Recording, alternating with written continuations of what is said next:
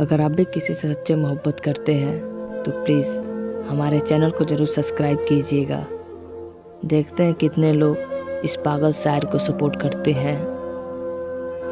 ये कहानी है एक लड़के की जो एक लड़की से बेपनाह मोहब्बत करता था, मगर उसे वो लड़की नहीं मिली।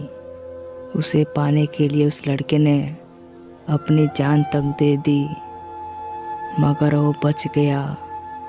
जिसमें लड़के और लड़की का नाम हाइड रखा हूँ क्योंकि लड़के ने कहा था। ये कहानी है एक गरीब लड़के की जिसके पिता एक ऑटो रिक्शा चलाते हैं। ये कहानी बड़ी है, इसलिए मैं इस कहानी को 2 पार्ट में बनाऊंगा। दूसरा पार्ट आप सबको जल्दी ही मिल जाएगा। तो आइए मैं आप सबको एक कहानी बताता हूँ। ये कहानी एक लड़के की तरफ से है। उस टाइम मेरी एज 15 और मेरी गर्लफ्रेंड की एज 14 था। उस टाइम मैं 7th में था और वो 9th क्लास में थी। मेरे पापा ऑटो चलाते हैं और वो भी उसी ऑटो में आती थी। तो अब स्टोरी स्टार्ट करता हूँ।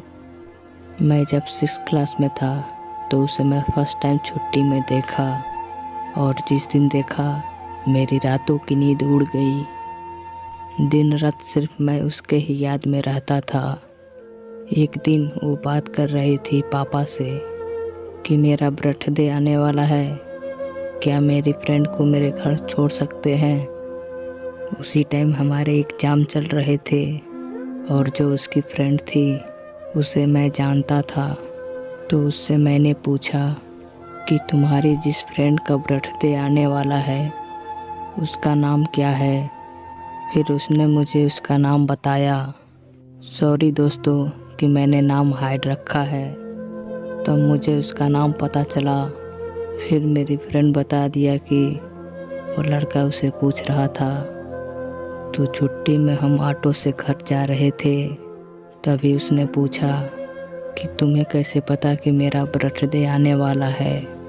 जब उसने ये पूछा तो मुझे बहुत गिल्टी फील हुआ। अब ऐसे ही कभी कभी धीरे धीरे हमारे बातें शुरू होने लगी और अब मुझे देखकर स्माइल भी करती थी। फिर उसका बर्थडे आया और वो बेडरूम में आई, हमारे बेडरूम में टीचर को टॉफ़ी खिलाने। तब मैं भी था वहाँ। हम सब बैठ के प्रैक्टिस कर रहे थे। तो मैंने उसे बोला कि मुझे नहीं खिलाओगी टॉफ़ी। तो उसने स्माइल करते हुए मुझे टॉफ़ी दे दी। ऐसा ही चलता रहा 1 साल तक, और मेरी उससे 1 साल में थोड़ी अच्छी दोस्ती हो गई। फिर मैं 7th क्लास में पहुंच गया और 9th क्लास में। फिर मैं एक दिन हिम्मत करके उसको फ़ोन लगाया। उसकी मामी ने फ़ोन उठाया। फिर एक दिन मेरे फ्रेंड ने उन्होंने मजाक से मुझे पूछा तुम्हारी कोई गर्लफ्रेंड नहीं है। तो मुझे लगा वो लोग सीरियसली पूछ रहे हैं। तो मैंने बता दिया कि हाँ है और वो तुम्हारी फ्रेंड है। मैंने कहा तुम जानती हो वो 9th क्लास में है। उसने कहा हाँ मैं जानती हूँ, मेरी दीदी की क्लासमेट है और उसे नहीं पता था कि मैं उसे लव करता हूँ। तो उसने उसे जाकर बोल दी कि मैं उससे लव करता हूँ और तुम्हें अपनी गर्लफ्रेंड मांगता है और तुम्हारा पर्सनल नंबर मांग रहा था।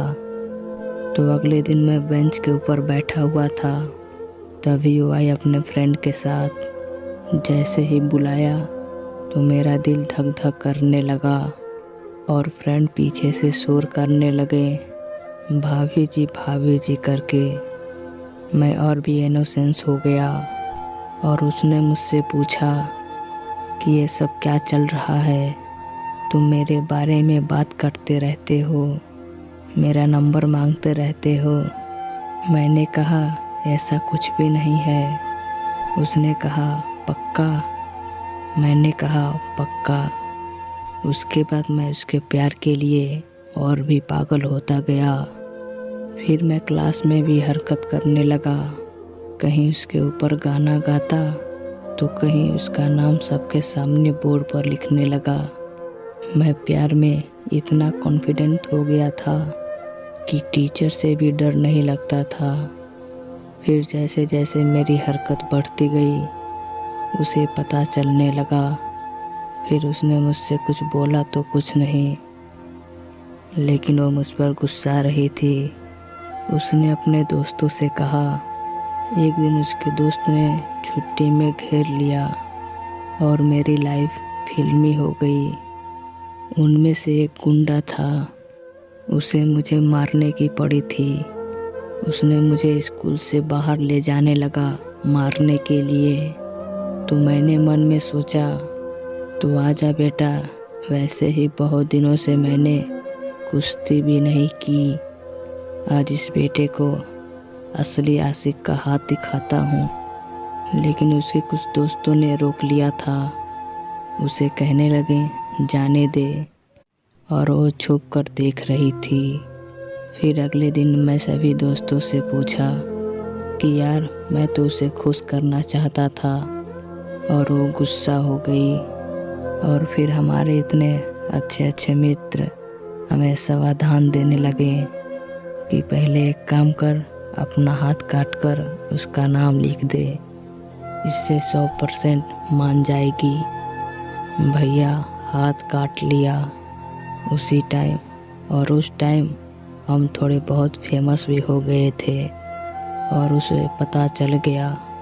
छुट्टी में उसने बुलाया और कहा कि अपना हाथ दिखाओ। मैंने अपना हाथ दिखाया और सोचा कि मेरे दोस्तों का जो नुस्खा है वो काम आ जाएगा, लेकिन सब कुछ उल्टा पड़ गया। उसने कहा कि उसे कुछ फर्क नहीं पड़ता और प्लीज़ तुम ये सब मत करना, और फिर वो वहाँ से चली गई। इसके बाद की कहानी मैं अगले पार्ट में बताऊंगा, लेकिन आप सबसे ये उम्मीद है कि ये भी स्टोरी आप लोग को ज़रूर पसंद आई होगी। अगर पसंद आए तो प्लीज़ लाइक कर दें और कमेंट कर दें। अगर चैनल बनाए तो प्लीज़ चैनल को सब्सक्राइब कर लें।